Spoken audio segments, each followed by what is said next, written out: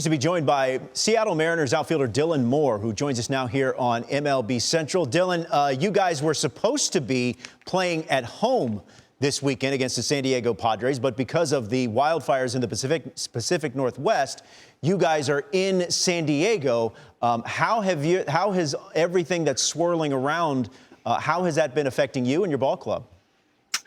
It's been a little crazy. I got to be honest. Going into this week, it would have been nice to have a few days at home.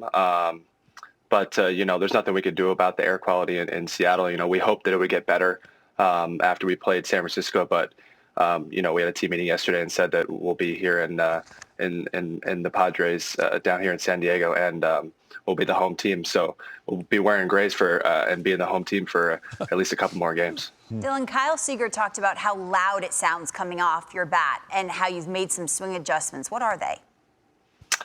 I'm basically just wanted to increase my consistency of solid contact and just be shorter to the baseball. I had a lot of swing and miss last year, which obviously is not what you want, especially in the big leagues with these guys throwing really hard. And so I kind of just, from point A to point B, I wanted to be a little bit shorter, and I was able to do that. And I knew that if I got stronger and increased my consistency of solid contact, then the ball, I would have more success. Be shorter at the plate. It's what you just told. I mean, you can do it a bunch of different ways, but at the end of the day, you go back to what you know. Pearls to swine. Yeah, there you go. Hey, Dylan, did some homework.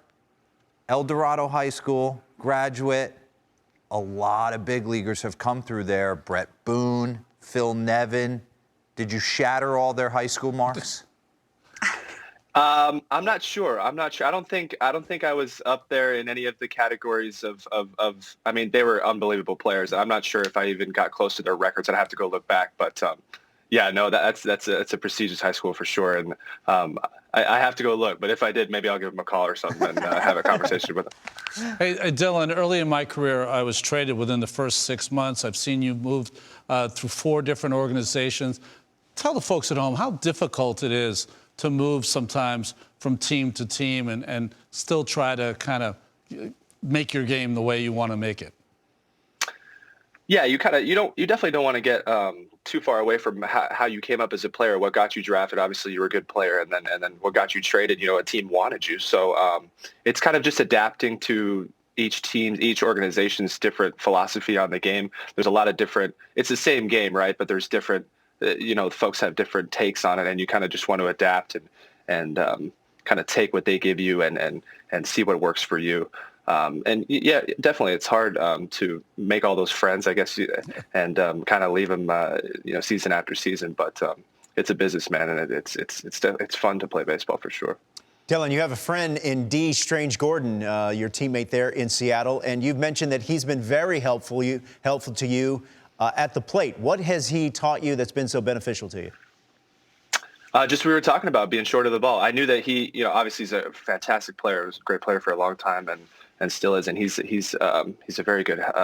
He can explain the game in a way that's player friendly, which is very helpful. And we're close neighbors there down in Florida, and I was able to work with him a lot in the off season, and he helped me out. And he obviously is more of a contact hitter, and that's kind of where I was going with my swing. And so I asked him about it, and he helped me out. And he's been awesome for me.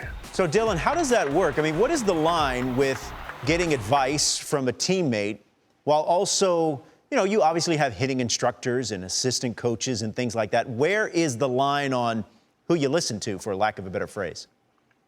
You take what works for you. I mean, there's no cut and dry way to there's high level swings. There's, with all the video going on, you want to take what works for you, right?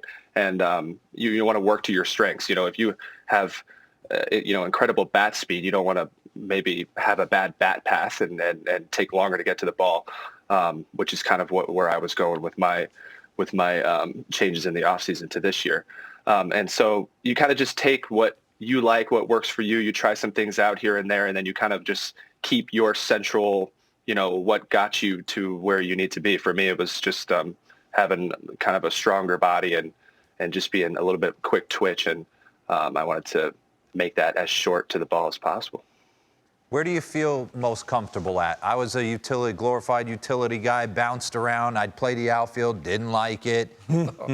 Play first base, hated it. Second base seemed like I was on the other side of the planet. So I always felt good, short third on that left side where I grew up.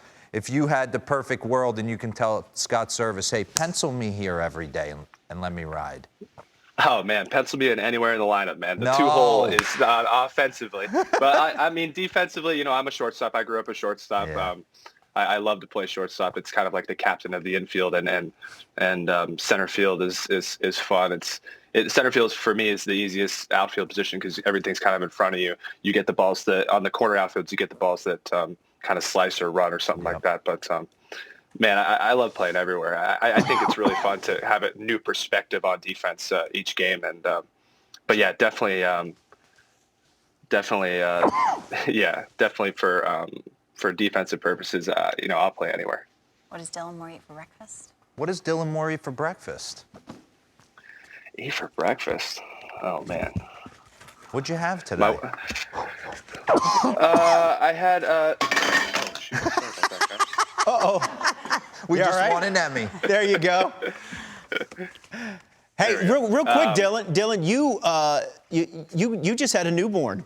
What was that like during this, you know, cross country and, you know, the pandemic, and you're in one side of the country and the family's on the other side of the country? How did that work out?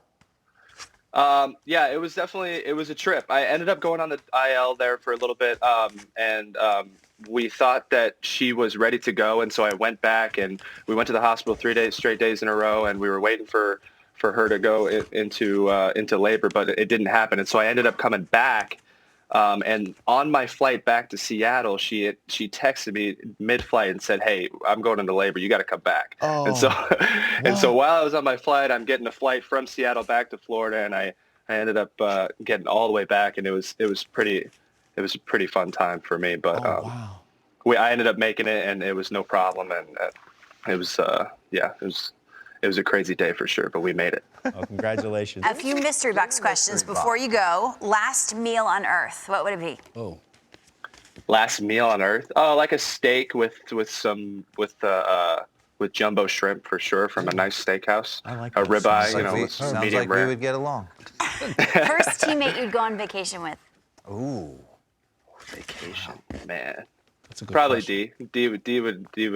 He would take us somewhere really nice. I would go on vacation with him. And finally, does pineapple belong on pizza?